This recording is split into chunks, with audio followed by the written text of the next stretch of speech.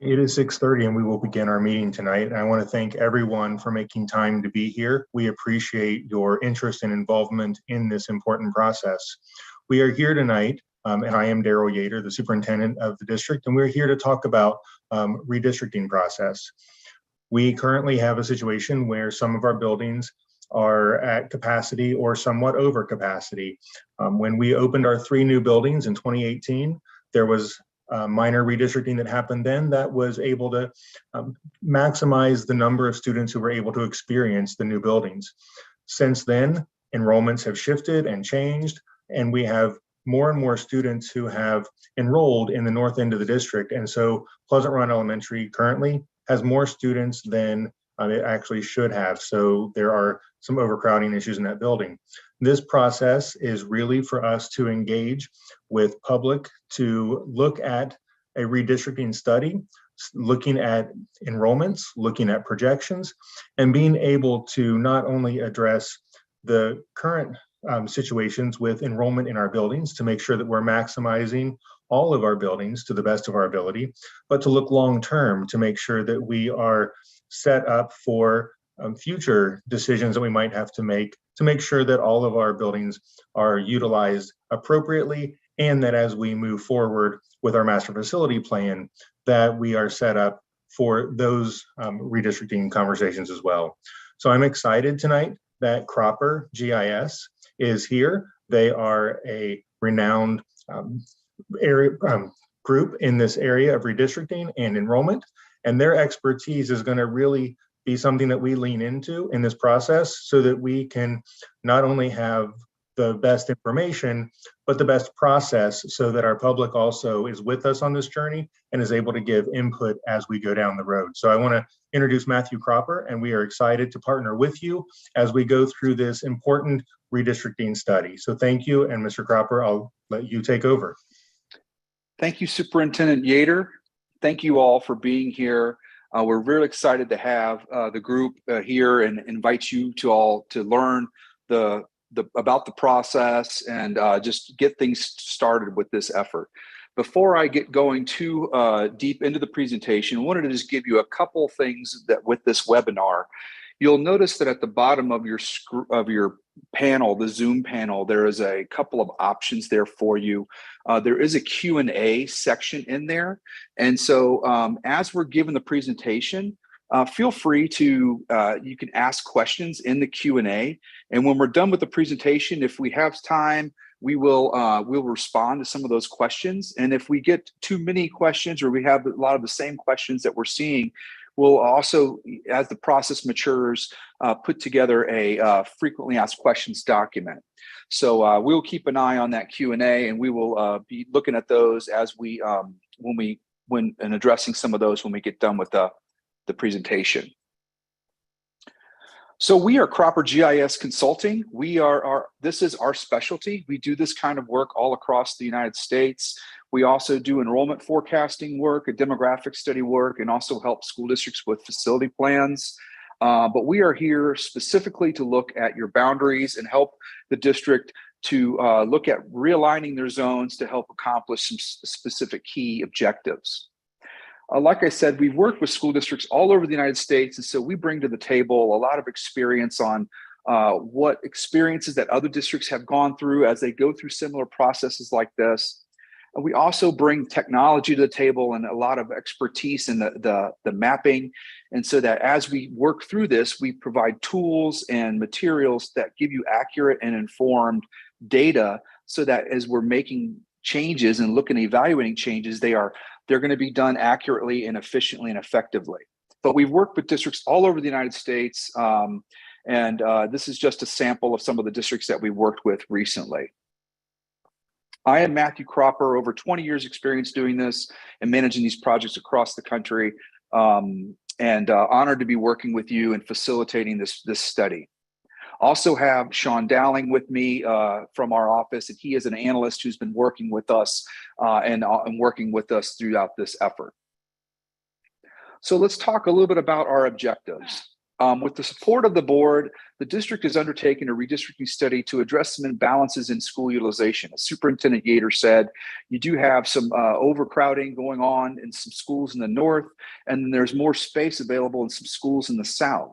So we're looking at this as a process. The primary objective is to relieve immediate overcrowding at elementary schools and balance utilization.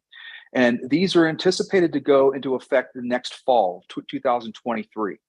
We are also looking at middle and high school boundaries to potentially make adjustments to align with feeder patterns as we work with this.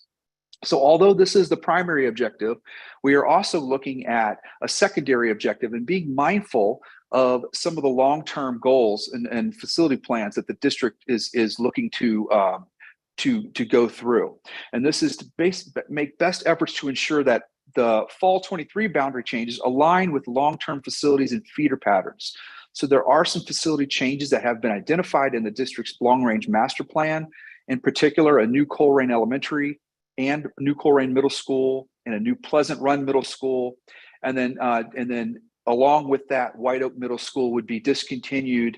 And so there are some changes to facilities, as you can see, that these have not been approved by the voters yet, but it is something that we will be looking at and trying to be as proactive as possible as we work with making changes for next fall.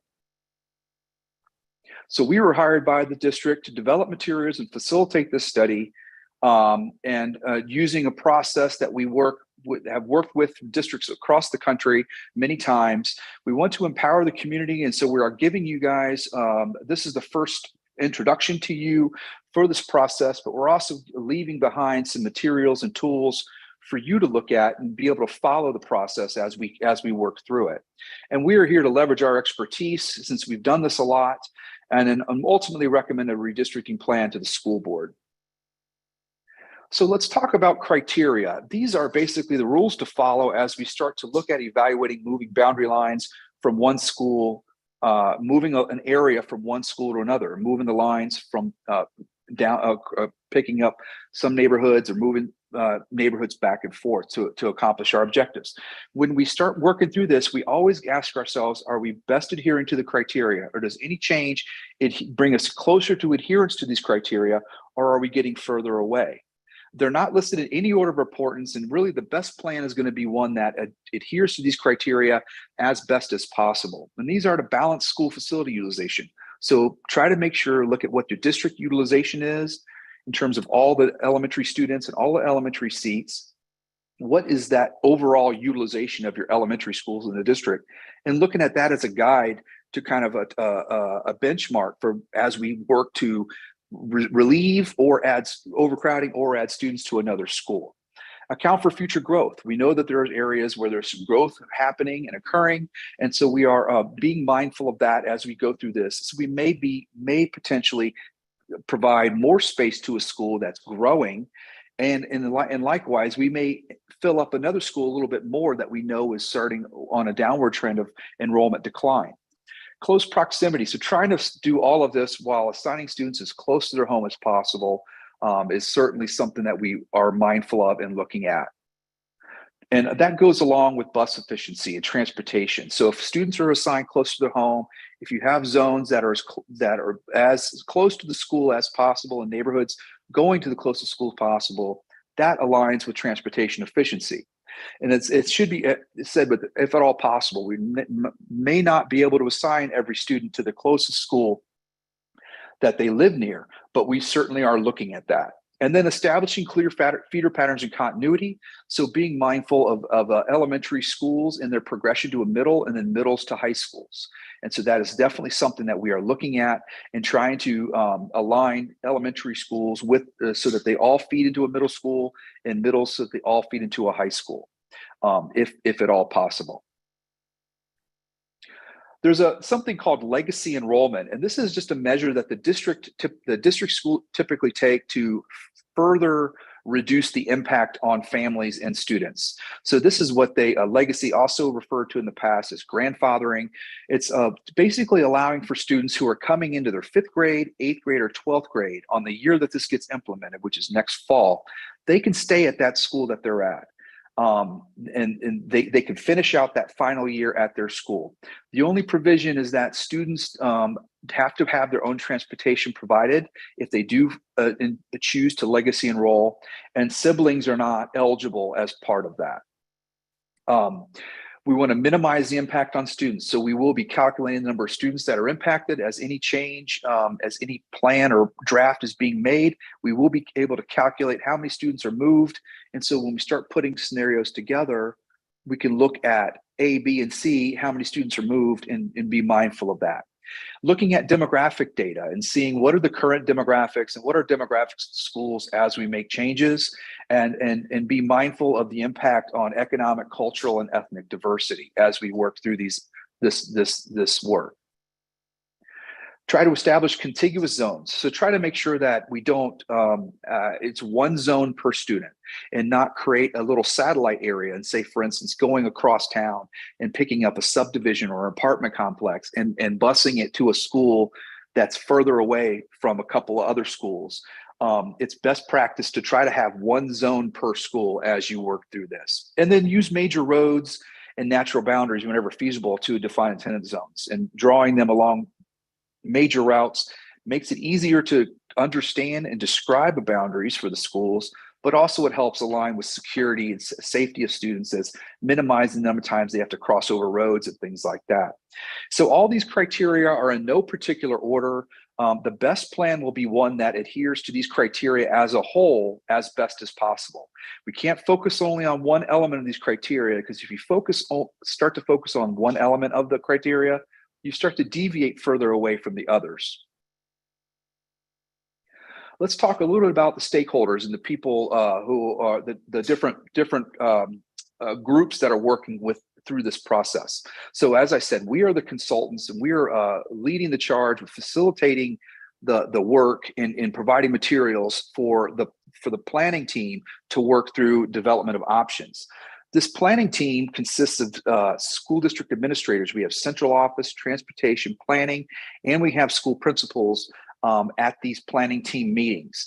This is the group that's going to work to review options as we start to draft materials and for the public, and also options. This is the team that's going to be bouncing ideas off of us and giving us feedback as we work to refine options, create new ones, maybe disregard options. And ultimately, this group will be the ones who we worked as a whole, as a group, to recommend a plan to the school board. You as the public are very important in this process. And we have built a web page for this, and I'll share that with you here in a minute. And also there is a comment form on there where anybody can start to provide input starting tonight. And then when we get into, there's going to be another public information session in December that will have, that's when we're going to be sharing options and maps with you for your feedback. And ultimately, the school board is the main authority who charges us with this work. They help us to identify, give us the framework for our job, our task. And then they work through the policy related considerations as we go through this, but ultimately the board will vote and approve on a redistricting plan. No plan is finalized until the board approves it. And so everything that we're doing, and we're not sharing any maps with you tonight, this is just giving you an intro and giving you information so that you're knowledgeable when we come to the next meeting to share maps with you. But it's all draft, even through a recommendation to the board, and nothing's finalized until the board approves that plan.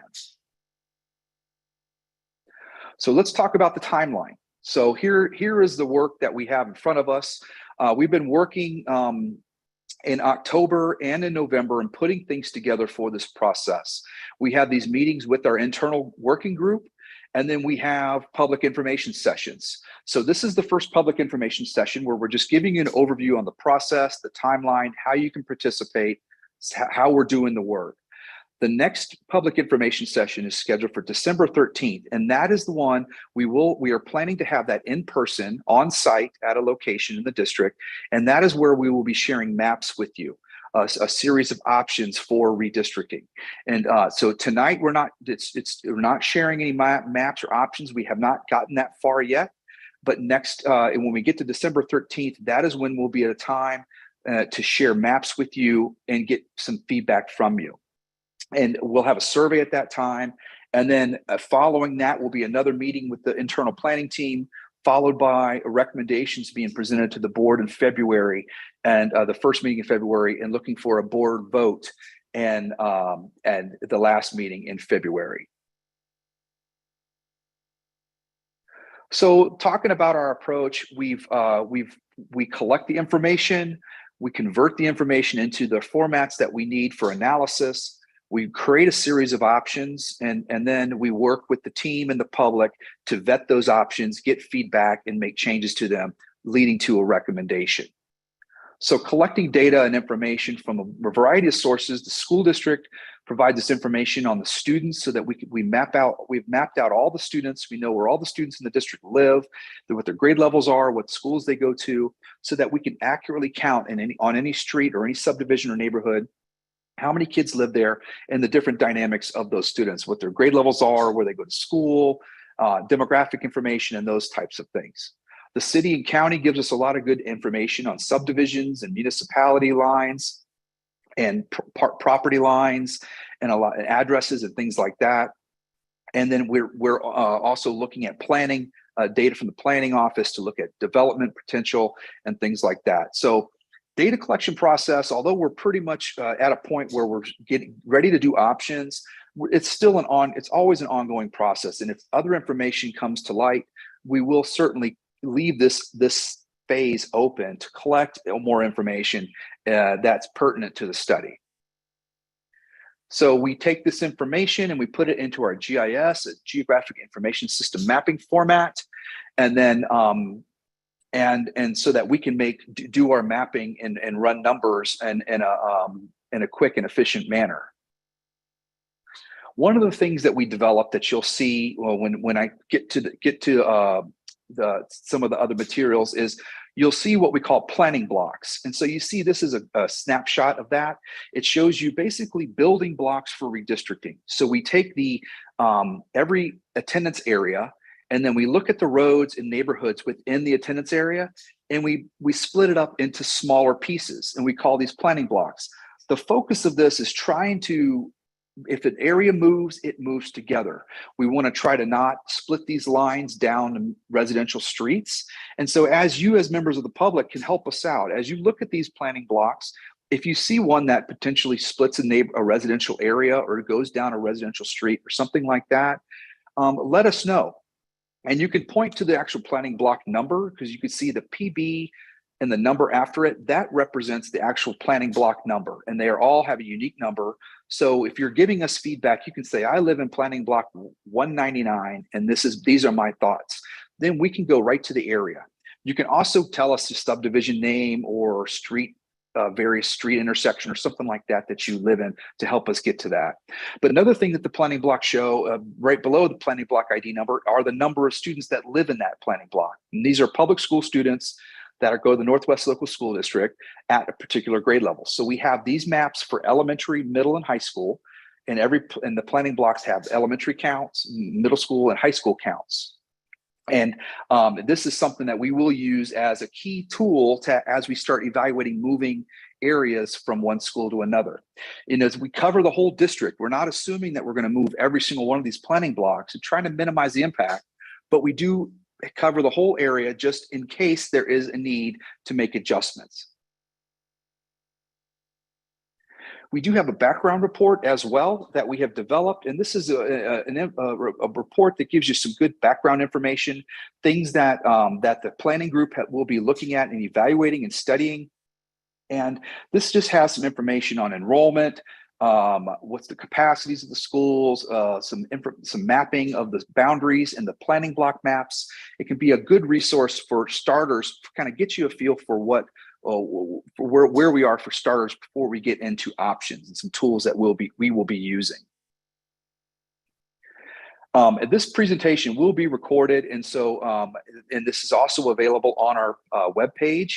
And the webpage that I'm going to share it with you here in a minute, but it's www.nwlsdredistricting.org. And that is Northwest Local School District Redistricting.com, NWLSD Redistricting.com. That's the web page that has this background report and a lot of other useful materials on it. And I will get to that in a minute. But we do have, just interpreting some of the data in the background report, we do what we call live-attend matrices. This kind of helps us understand how many students live in a zone, how many kids are attending the school there, and then how many kids live out and attend in, or how many kids potentially live in the zone but attend out. And so this helps us kind of understand where there may be students attending from out of zone, and as we work to for our planning for boundaries. We have a series of maps that basically show the attendance boundaries. So you could see the elementary, middle, and high school attendance boundaries, just some baseline maps showing you your boundaries. And then we have also have an online map, and this is a really good map, really good way to look at the boundaries interactively. It's www.croppermap.com/NWLSD, and this is also available on our webpage as a link. But when you click on this, you can use it from a phone or any device, any computer, and you'll see that there are some things that you can interact with. And I'll go there real quick and look at this online map. Let's see. So this is the online map, and so when you go here, it shows you your boundaries. This may be minimized if you're on a phone. There's a little arrow here that you can press on that opens things up. And if you zoom in, as you zoom in on the map, more information starts to show up. You start to see more road names.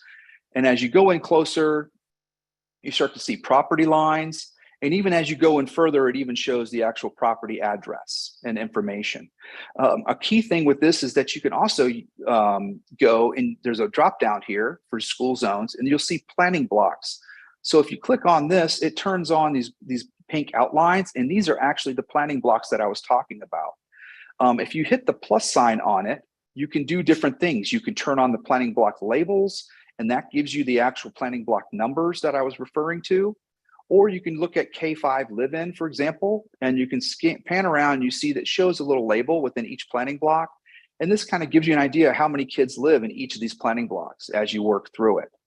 And you could turn on middle school if you want, turn off elementary, and look at the different labels to kind of see how the planning blocks, how many kids are in the planning blocks, and that kind of information. You could turn on middle school boundaries or high school boundaries, and you could even type in an address, and you type in your address, and it should zoom into your location and give you other information, and it kind of help hone you in on where we're looking at.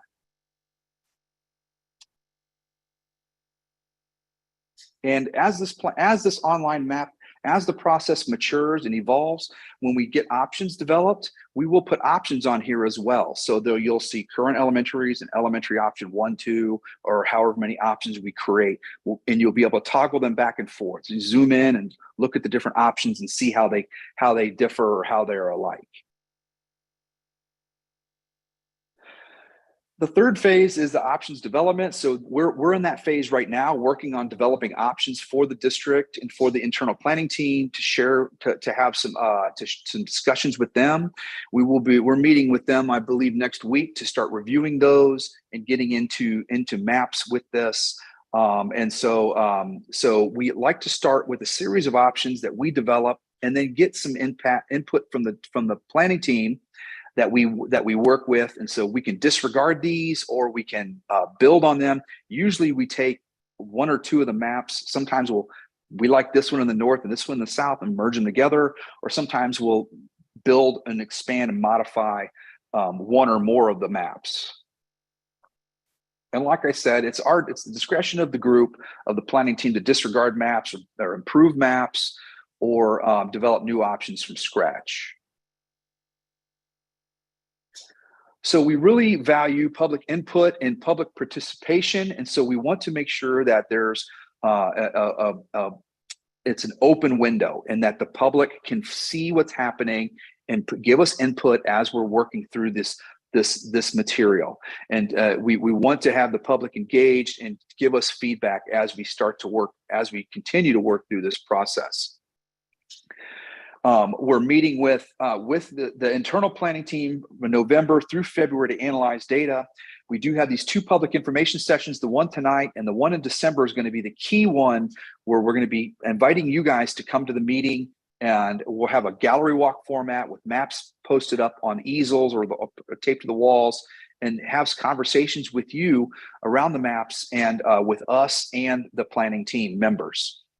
We also have a survey that goes out for that public information session, but we already have a general feedback form right now that's out there that you'll see on the webpage that where you could start providing input right away into the process. So this is the website that I mentioned, NWLSD redistricting.com. So I encourage you guys to go check that out. And right now it has materials for tonight's meeting, and also has the links for the internal website, or the internal, not internal, but the interactive map, and the online feedback form. And if you have any questions, you can always post those into the feedback form. It doesn't have to be a question. Sometimes, if you'd like, it could just be a comment or observation. We study all the input that's being provided, and we will work to post materials on this page as it is ready. I'll go right quick to the redistricting website so you can kind of take a look at what we have here. But it's a pretty simple site, and you have recent useful documents. There's a background report that I mentioned here. We have our most recent demographic study that we developed for the district prior to this. And then there's a redistricting page for the school district that directs you. If you go to the school district page, you'll see there's a link there, that's sort of landing page that takes you to this site. The general feedback form, and you could see other information, the timeline, and as you go down further, other resources, the web map that I was showing you, the general feedback form, and this is basically takes you to your questionnaire that basically in just an open-ended feedback form at this point. And then other materials will be posted up as we develop them. They'll be posted as links on this site.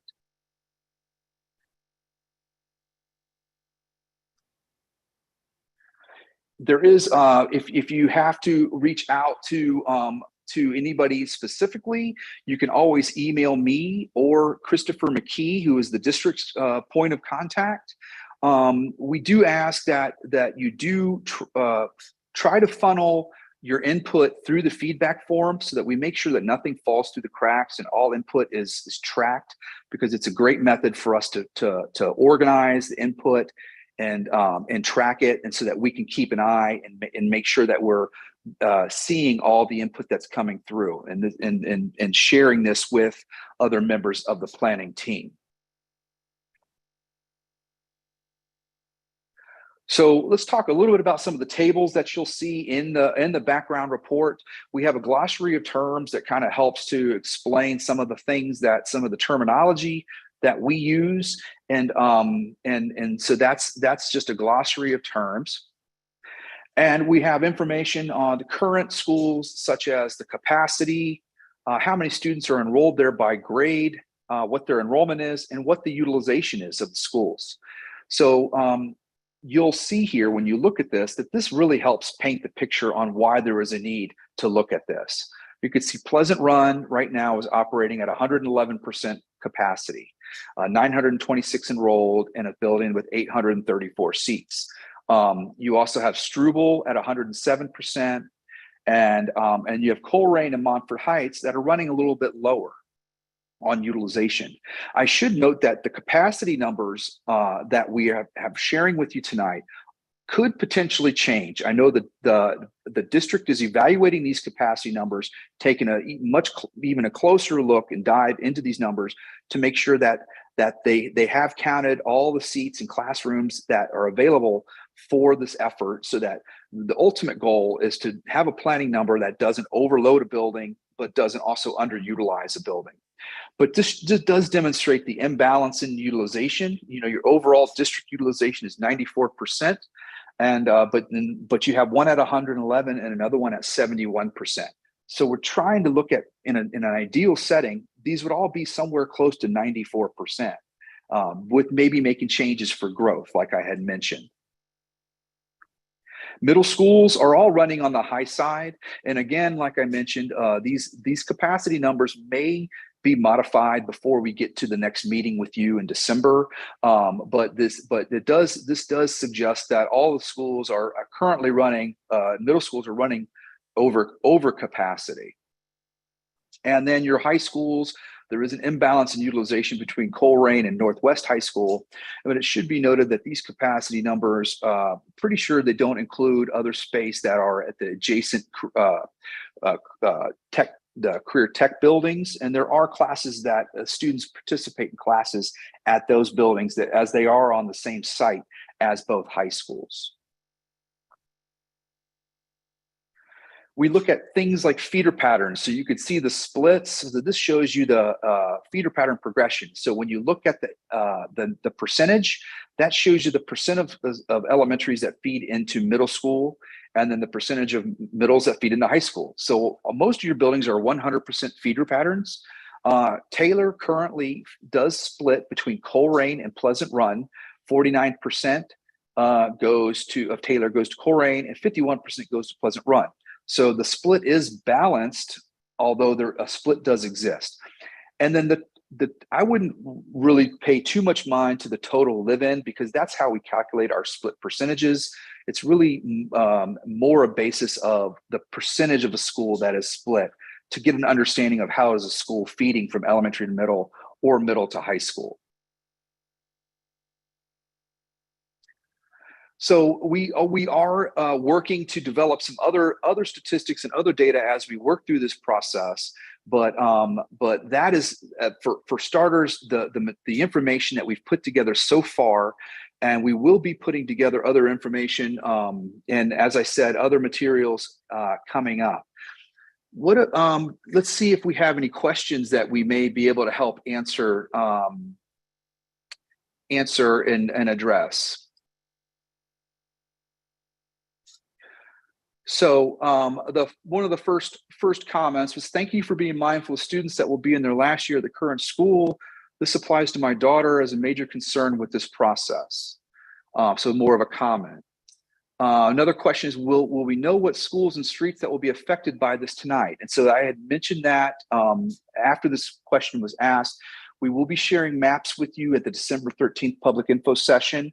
We do not have maps that show any changes, as they have not been drafted and finalized for review yet.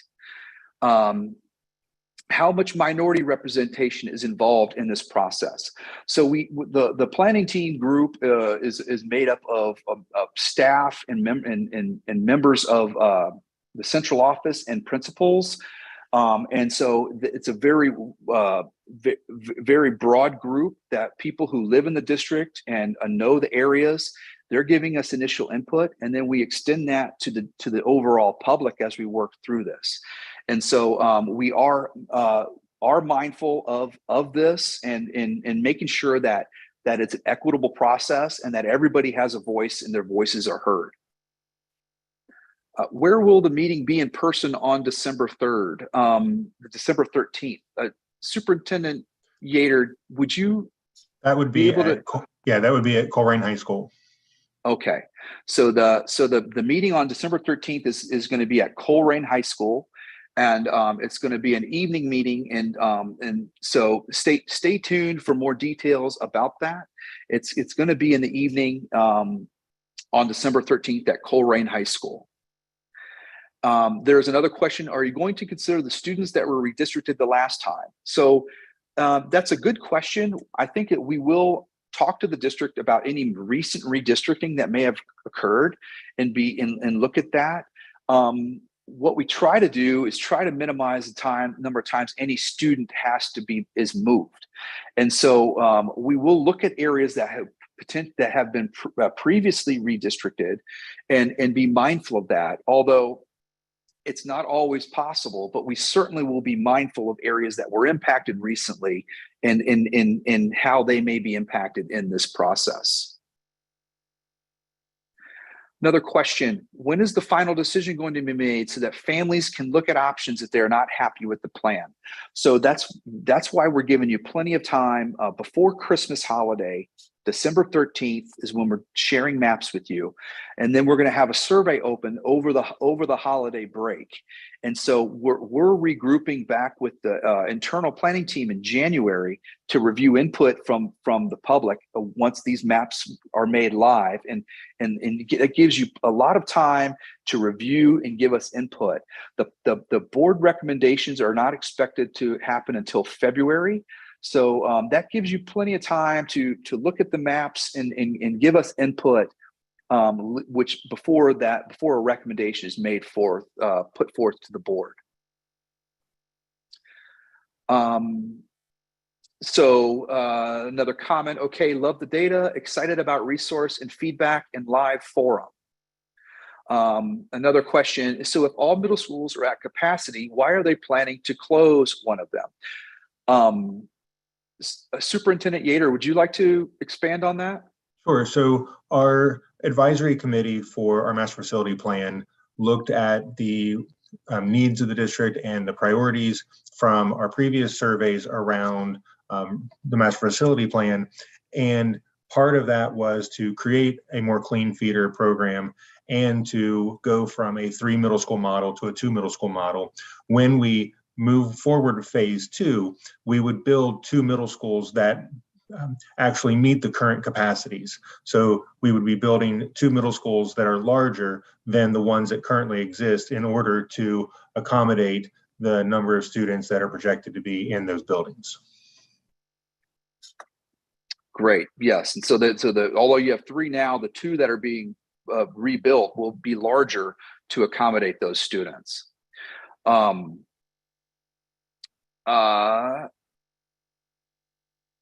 So there was another question about, says my son is in special education. What middle school would he go to from Struble? So that's something that's undetermined yet. I would say that if you have any specific questions about your specific child's pathway, that would be one that would probably be good to reach out to a specific individual at the district. You could reach out to me or Christopher McKee, and we'll make sure to forward that along. But I wouldn't say that anything's been decided yet, so we're not certain where students will be rezoned to, if at all. But keep an eye on the process. If you see your house being moved, or your neighborhood being moved to a different building, just be mindful, and then you could ask some more specific questions about how your child may be impacted, in particular if they're participating in special programs. Thank you for publicly sharing this. Does this impact bus routes? So bus routes are something that always comes along after this. Bus routes will need to be evaluated once redistricting changes are approved. And that's why the district is wanting to get this approved by February so that they have time after that to look at routing buses, notifying families and parents and community members who have been impacted, look at staffing of schools and making sure that they have an adequate staff to accommodate increases or decreases of enrollment, and those types of things. And then another question, this is bus redistricting as well. So yeah, I think that school bus routing is something that happens, that's always a part of school management. And they have you have a current series of routes, but if a neighborhood gets moved to a different school and is approved, then the routes will be modified to make sure that student gets to their school, and that information will be forthcoming after a board plan has been recommended and approved. Another one says, my son will be in 5th grade next year, so he can stay. Thank you. Another question, why are Forest Park children going to PRE versus going to Winton Woods schools? So this is tough because I believe that you may be referring to the actual school district boundary. And so the the school district has to work within their jurisdictional boundary. So they have an area that all the homes within their district go to their district schools. So if you start looking at schools outside of the areas outside of the district, although they're really close to the school, if they're not in the school district, they can't be considered to go to another school. Mr. Carper, I'll just jump in. As a district, we have boundaries that go into Green Township as well as Springfield Township, and those district boundaries are set. So even though you might live in a different city or jurisdiction, you're still part of our district. Right. Another comment or question. It appears that there's a sizable number of students that aren't following the current boundaries. Why wouldn't the school board make it mandatory for all kids to stay in their boundaries instead of overhauling the whole boundary system? What guarantees, if there is any, that people are going to follow the boundaries this time? So we are working on our planning, assuming that if you live in a zone with the recommendations and the options that we're developing, if you live in a zone, you will go to that zone school. With that said, there are things that draw students from out of boundary for particular reasons. Superintendent Yater, would you maybe help expand on that? Yeah, so there are some students who, based on the educational need of that student, might be placed in a different building because of services or supports that are not available in their home school. We also have an intra-district process where parents can choose to apply to send their kids to another school within the district. And so we have some students there. Other than those exceptions, everyone who lives in the attendance zone attends a school where they are assigned.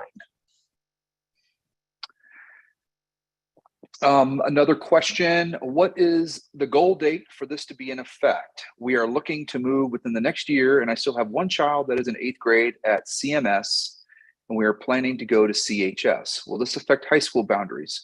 So we're not, as of now, we're not sure how the lines are going to be drawn and where their kids were going to go. You'll have more information on the potential drafts on December 13th. And even then, you won't know for sure what is going to happen in terms of areas that may be moved until the board approves the plan in February. And it's very possible that high schools could be affected, although we're trying to keep the impact at a minimum, especially knowing that there are long-range plans that are in the near future for schools. And so try to move as few students as possible, accomplish our objectives, but also make sure that we're doing our job and that we're covering all the bases. Another question, will the zones be close to the schools near them, or will that be impacted and have to go further away? So they're trying to assign students as close to their home as possible. Although it's possible that some students may have to go to a school that's further away than their closest school. But it is definitely something that's part of the criteria and something that we will be evaluating as we work to develop and vet these options. Another question, will we still have the option to request a change in school? That's the inter-district process that I mentioned earlier, and that would still be available pending the space and the parameters that have been set for that process. Okay. So where can we find the maps? So I would guide you to the nwlsdredistricting.com. Let's see here, go back to this. And we will update our district website. So there's a link that is prominent on our homepage that you can go to our homepage in order to get there as well. Okay, great. Yes. And so right now, all the maps that are on there are just current zones and planning blocks. No draft options. Redistricting maps that are moving areas have been drafted yet. That's forthcoming, and you can expect to see that by December 13th. Another question or comment. A lot of families feel very strongly about which high school their children attend, have purchased their homes. Will there be options for current high schoolers to stay at their high school? I think that the inter-district transfer policy that Superintendent Yater mentioned is something to consider. And then there is the legacy enrollment for students who are at the last year, but we are hoping that if there are changes that we're making changes to try to balance utilization and accomplish our objectives. And so the expectation is that if your area does get moved, the majority of students that families that are impacted, if that happens, would go to the school that they're assigned to. Another comment, I have noticed many new homes being built on lands. Are we accommodating for those new housing additions in the district? So we are looking at new home construction and going to target and identify where those are. And that goes along with the whole element of the criteria and trying to be proactive for future growth. Make sure that we give enough space for as areas continue to build, and be mindful of that, and try to be so that these boundaries can hold as long as possible.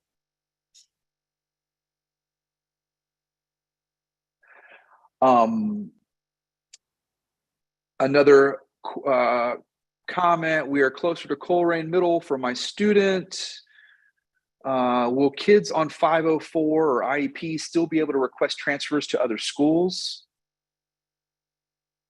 Superintendent Yeah, and that goes to that same the intra-district transfer policy that we mentioned earlier. And there was a question a little bit earlier about what school is closing. We are not closing any schools. We are simply looking at redistricting boundaries to make sure that we even out the attendance in each of our schools. So we're not closing any schools right now.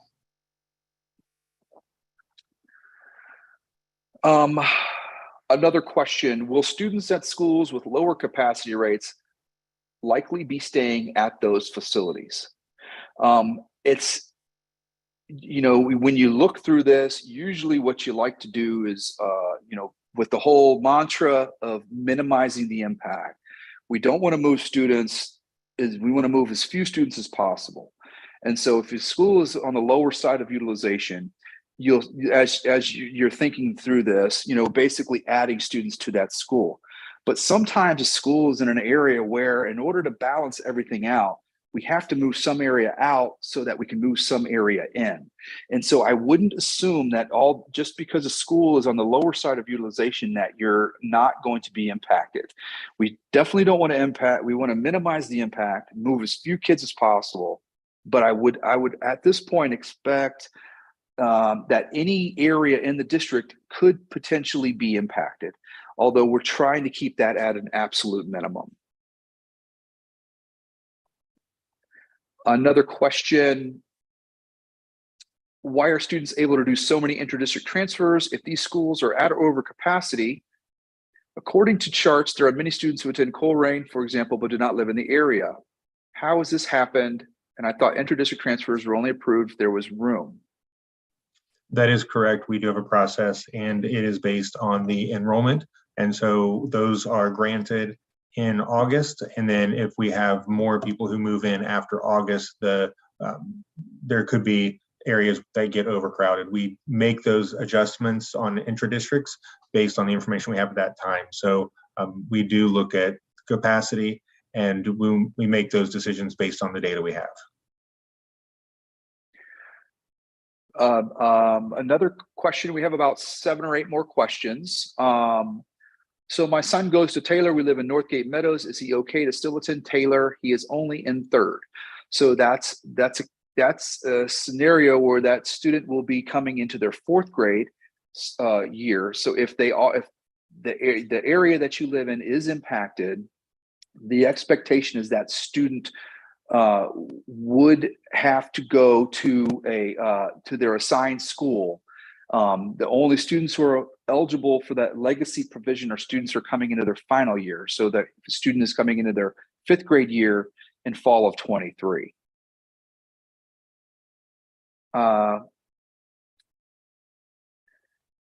Would you know the next question, Superintendent Yater?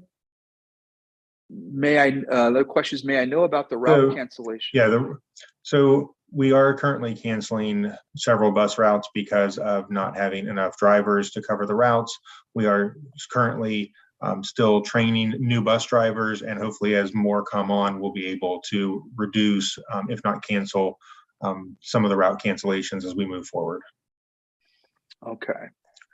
And there's another question about interdistrict transfers. So I have noted that we will, that's definitely a common question. We will put some information on the page regarding interdistrict transfers, just to have it for people to refer to, and so that people are mindful and are more knowledgeable about how interdistrict transfers are handled and how they work.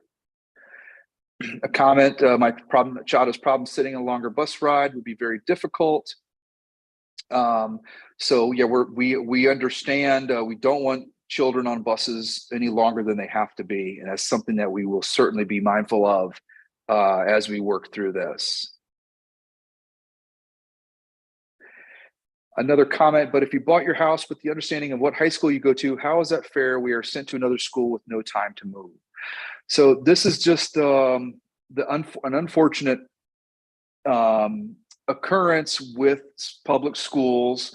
It's just something that, as experts and as consultants, we deal with this this concern all the time, and it's really hard to address this because we can't we can't preserve zoning for somebody's school because they bought a house to go to that school. We have to be mindful of what's a plan and a solution that's best for all children in the school district. And sometimes in the public school systems, as they're adapting to change, improving facilities and making adjustments to their schools, school attendance areas do change. And so it's just the nature of the public school system, and something that school districts try to minimize, but it's something that does happen from time to time, as it potentially could here in Northwest Local. Another question, could the current data add the teacher-student ratios? Just interested to see what it looks like at other schools in the current district state. So I will take note of that. So Mr. Cropper, we actually have target student-teacher ratios for every grade level. And so those will be factored into the redistricting, as well as what we do every year in terms of staffing, to make sure that we try to maintain our current ratios and that it wouldn't increase the ratios as we move forward.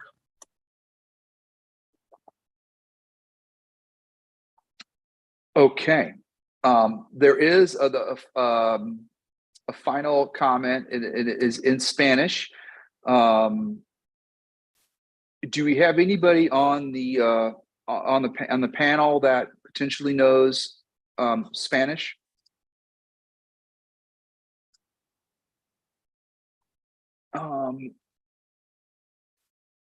One thing that I will say is that I'm live streaming this, and this is being posted on, or live streamed to YouTube. And then once this is complete, there will be a saved copy of this this presentation that we'll post on the website. That can be translated to numerous different languages, and so that is something that that is an option or available for those who are not don't Mr. Cropper, speak. that is the comment is asking if this will be available in translatable languages other than English. So I think you answer that with the fact that it can be translated with closed captioning on YouTube. Yes, correct. Google Translate works, and that's on YouTube. It's a good way to see that. So are there any other questions? Those are the questions that we have so far. As anybody who came in late, there is a Q&A button down where you can see your control panel for Zoom, and if you want to ask any questions in there, that's where we are fielding these questions. Well, I'd say that as the process matures, and if it's not too late to ask or give feedback on this, you can always go to the online feedback form at nwlsdredistricting.com and provide your input on the feedback form, and that's something that we will continually be tracking. And let me just go back. That is all I have. I was just looking forward to seeing everybody on December 13th at Colerain High School. Superintendent Yater, did you have any other comments that you wanted to make before we close? I just want to thank everyone for not only being here, but being engaged. And I want to thank Mr. Cropper and his team for their leadership in this process. We are excited to not only engage in this process, but do so with their expert guidance and with the collaborative process that we've built to ensure that all voices can be heard, all concerns can be addressed, and that we can work through this process together. We know the last time that redistricting happened, we didn't have a process like this. And so we are really looking forward to having the input of the public as part of this process so that decisions are made with the best information possible with everyone's voice being heard. And so I just want to thank everyone for being here, Mr. Cropper for his team and their guidance, and encourage everyone to stay engaged, connect with the website, share your feedback, and we look forward to seeing you on the 13th in person to continue these conversations. So thank you very much. You have a good night.